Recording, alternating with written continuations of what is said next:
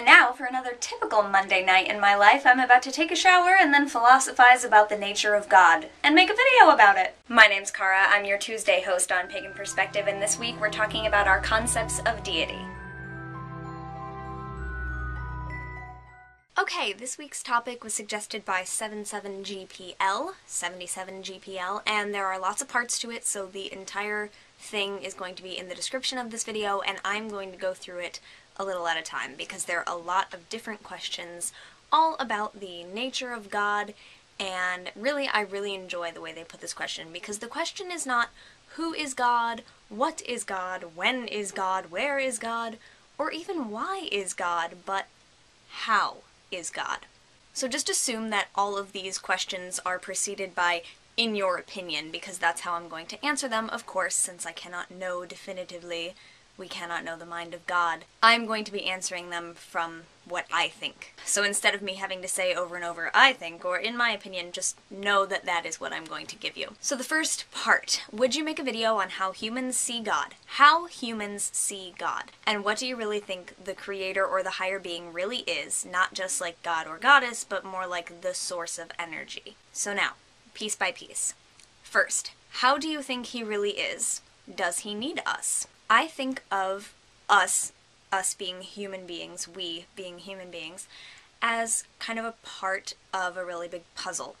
And so I think in that nature, we are needed because we are part of the integral whole. I don't think that we are so insignificant as to say that we are not needed by the thing that I view as deity or God, if you want to name it that. However, the concept of needing something changes with whether or not you think the thing doing the needing is physical or not, is real or abstract, or concrete or abstract, which gets on to the next question. The next part is he physical? And of course we're just using the word he here in order to be able to personify the thing we're talking about. It's not necessarily giving it a gender or even a human form. But is he physical? I don't think so. Yes and no. That's hard to say because no, I don't think that God itself or as an entity is a physical thing, but I could say that it is physical because I see God and divinity being in all things.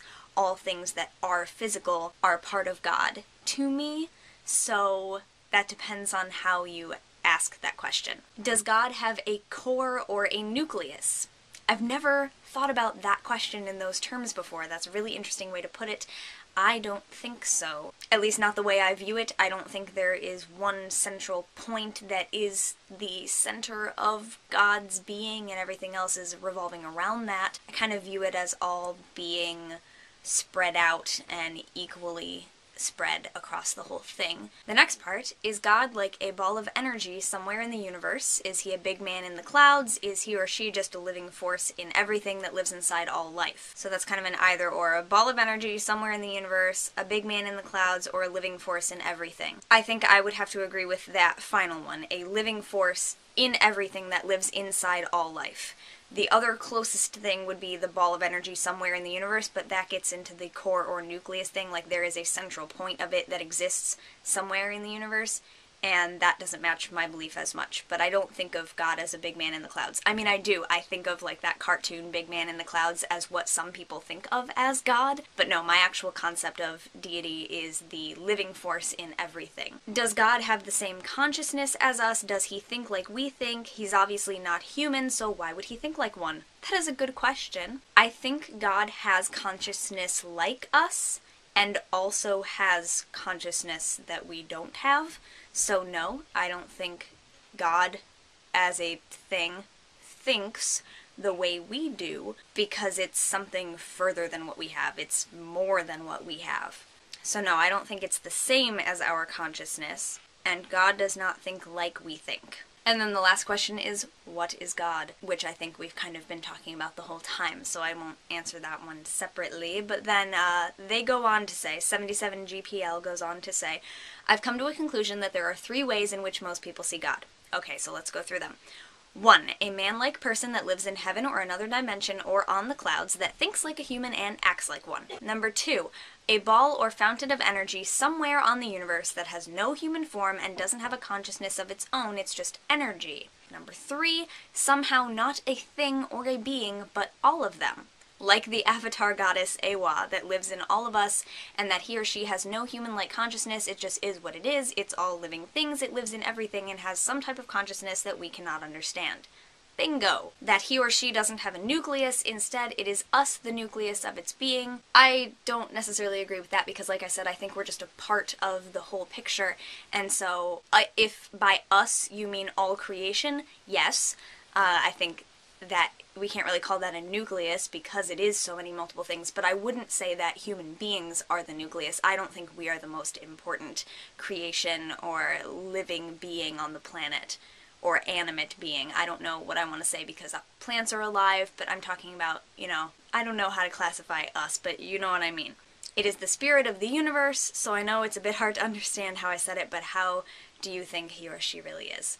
Those were brilliant questions, first of all, and this person had messaged me before and we've talked about some other things. You ask really good questions, let me just say. And I think you categorized it really well. You gave us some good, you know, major things to latch onto. And I know I read in the Higginbotham's book, Paganism, they talk about the God map. It's like a concept map. One axis goes between concrete and abstract, and the other axis is, I don't remember the words that they used for it, but basically whether God is present in all things or is present in a certain area of things.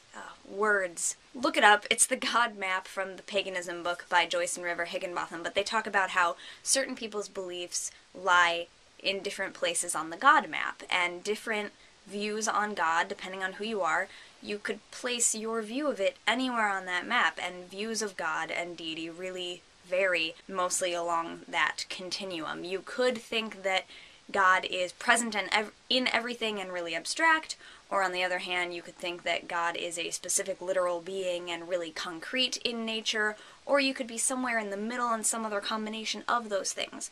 I think I'm pretty far out on the abstract everything side of the God map. And so that is why I do agree with how you described it as being a living force in all things, not necessarily a thing in itself, not necessarily having a consciousness.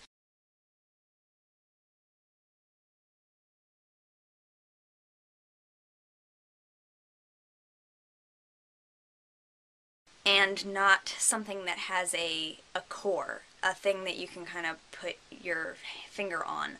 That was actually a lot easier to answer than I thought it would be once I broke it down, and so I'm gonna go back to watching Doctor Who now, and I hope you guys enjoyed this, and please leave comments, do video responses if you like. And next week we should have some fun videos for you, so stay tuned for that. And there should be an announcement coming up at some point. I don't know when, though, so just stay tuned. I don't know. Okay, thank you very much for watching. I will see you next time. Until then, blessed be, and goodbye.